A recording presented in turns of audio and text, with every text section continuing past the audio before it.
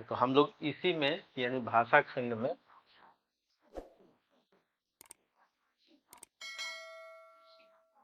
भाषा खंड जो यूपीएससी का पाठ्यक्रम है, इसमें सबसे पहले इसको जाने कि भाषा का क्या मतलब है। भाषा यानी भाष प्लस आ, ये सफिक्स है जिसको आप प्रत्यय कहते हैं। ये क्या है? प्रत्यय। यानी इसका मतलब क्या है? इसका मतलब है संवाद, इसका मतलब है संप्रेषण, यानी इसका मतलब है अपनी बात, अपने विचार, अपने उद्देश्य, आप अपने मन की जो बात है, अपने विचार है, जो उद्देश्य है, जो कहना चाहते हैं, वो कह सकते हैं, दूसरे तक पहुंचाना।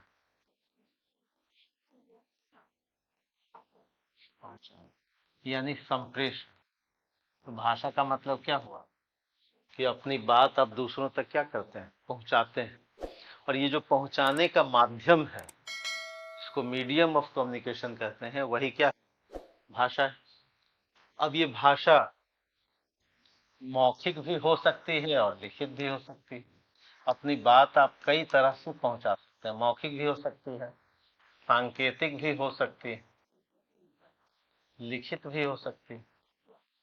संकेतों में भी पहुंचा सकते हैं, बोल के पहुंचा सकते हैं संकेत में, और लिख करके भी पहुंचा सकते हैं। मान लिया कोई व्यक्ति कुछ न बोले तो लिख के पहुंचा सकता है। जब लिख के पहुंचाता है तो इसी को लिपि कहते हैं, उसको स्क्रिप्ट कहते हैं। यानी लिपि क्या है? भाषा का रिटेन फॉर्मेट। और जो जुबान यानी मौखिक रूप से हम पहुंचाते हैं, जैसे कबीर ने लिखा नहीं, कबीर ने अपनी बात केवल बोल करके ही पहुंचाई। क्योंकि कबीर क्या थे? लिपि का उनको ज्ञान नहीं था, तो बोल करके उन्होंने समाज तक पहुंचाया। कई बार हम संकेतों में भी भाषा को पहुंचाते हैं। तो इस तरह से भाषा के मुख्यतः दो रूप हैं, एक तो बोल करके और दूसरा लिख करके। तो जो लिखित रूप है वो लिपि, यानी आपको मौखिक वाला भी पढ़ना है और लिपि जो लिखित है उसको भी पढ़ना है। ये जो भाषा का जो विकास है, जिसको हम कहते हैं कि भारतीय आर्य भाषा परिवार, भारतीय आर्य भाषा, भारत की जो आर्य भाषा है उसमें आपने सुना होगा कि प्राचीन आर्य भाषा है, मध्यकाल की है, मध्यकालीन आर्य भाषा, और आधुनिक।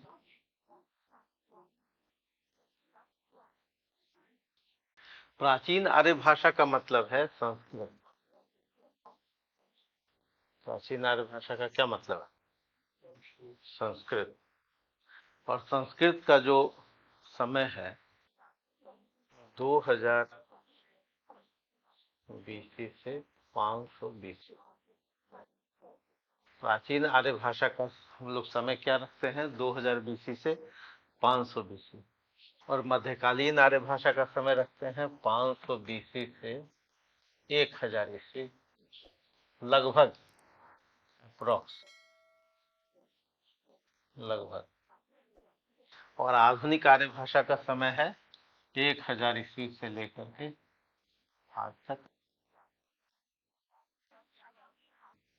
आधुनिक आर्य भाषा का समय क्या है? 1000 ईस्वी से लेकर के अब तक, आज तक। हाँ, बता रहे हैं। मध्यकालीन आर्य भाषा में जो पहला स्टेज है वो है पाल, दूसरा स्टेज है प्राकृत, तीसरा स्टेज है अभ्रंश, और चौथा है अवहट। और आधुनिक आर्य भाषा में क्या है? प्रारंभिक हिंदी, मध्यकालीन हिंदी, और आधुनिक हिंदी।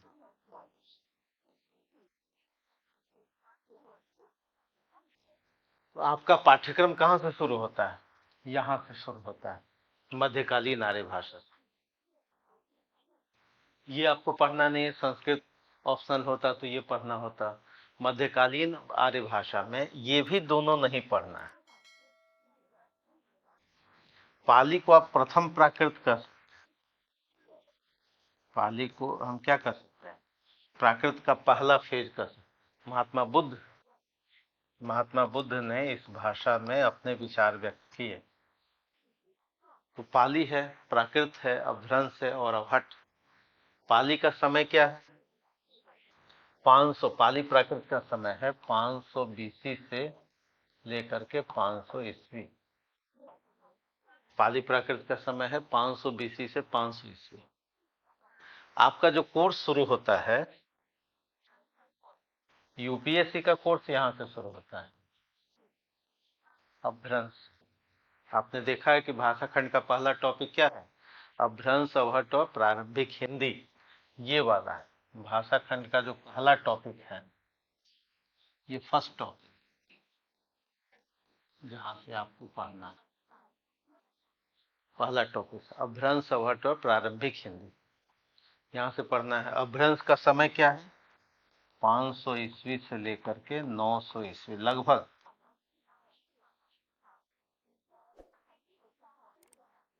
500 से 900 ईस्वी। और इसका समय है 900 से लेकर के 1100 ईस्वी। और प्रारंभिक हिंदी का समय है 1000 से लेकर के 1400 ईस्वी। प्रारंभिक हिंदी का समय है 1000 से 1400 ईस्वी। आईएएस का पाठ्यक्रम, जो हिंदी लिटरेचर का पाठ्यक्रम है, वो कहाँ से शुरू होता है? अपभ्रंश से। यानी ये भाषा अपभ्रंश कहाँ से आई होगी? संस्कृत, पाली, प्राकृत, और उसके बाद जो डेवलपमेंट है वो है अपभ्रंश, अवहट और प्रारंभिक हिंदी। और मध्यकालीन हिंदी में आपको क्या क्या पढ़ना है? आपके कोर्स में अवधि पढ़ना है, ब्रज पढ़ना है, खड़ी बोली मुख्य रूप से पढ़ना, और भी बोलियां पढ़नी हैं, लेकिन 3 मुख्य रूप से। तो आपका जो टॉपिक है वो आधुनिक आर्य भाषा में प्रारंभिक हिंदी और मध्यकालीन आर्य भाषा में अपभ्रंश और अवहट से पढ़ना है। मध्यकालीन हिंदी में कौन कौन सा भाषा विज्ञान में पढ़ना है? अवधि, ब्रज और खड़ी बोली। और आधुनिक हिंदी में क्या पढ़ना है?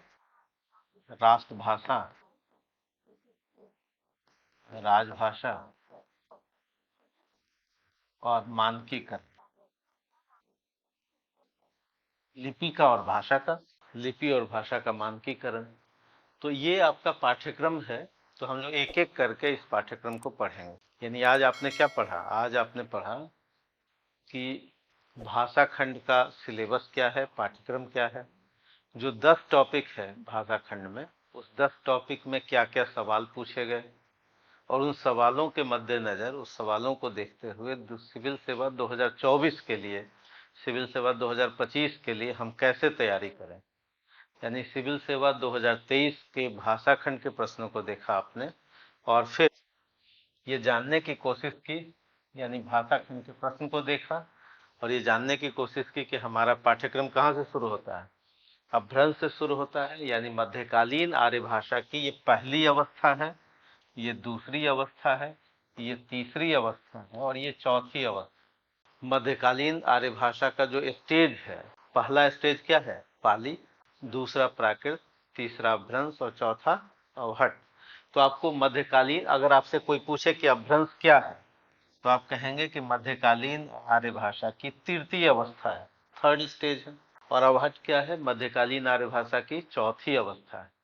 और इसका समय क्या है? 500 से 900 ईस्वी। अवहट का समय है 900 से 1100। और जो प्रारंभिक हिंदी है, यह है आधुनिक आर्य भाषा की पहली अवस्था, आधुनिक आर्य भाषा की पहली अवस्था। प्रारंभिक हिंदी, या इसी को क्या कहेंगे? आरंभिक हिंदी, आरंभिक हिंदी कहेंगे। किसमें? हाँ, यूपीएससी में यहाँ से अपभ्रंश से शुरुआत होती है। यानी पाठ्यक्रम कहाँ से शुरुआत होता है? इधर वाला। पाली और प्राकृत पहले उत्तर प्रदेश लोकसेवा आयोग में पढ़ना था, लेकिन उत्तर प्रदेश लोकसेवा आयोग ने अब ऑप्शनल हटा दिया है। बिहार लोक सेवा आयोग में भी पहले पढ़ना था यहीं से, अभ्रंश से। और आईएएस में अभी क्या पढ़ना है? अभ्रंश से पढ़ना। पहला टॉपिक यही है, अभ्रंश, अवहट और प्रारंभिक हिंदी की व्याकरणिक विशेषता और उसका अनुप्रयुक्त स्वरूप। और इसी में से जो सवाल पूछे गए, किस पर सवाल पूछा गया? प्रारंभिक हिंदी की व्याकरणिक विशेषता बताइए। यानी अगले साल आपसे क्या पूछा जाएगा? अभ्रंश और अवहट से पूछा जाएगा। ये पूछ दिया सिविल सेवा 2023 में। यानी पहले टॉपिक से ये अभ्रंश का सवाल और अवहट का सवाल ये अगले साल पूछा जाएगा।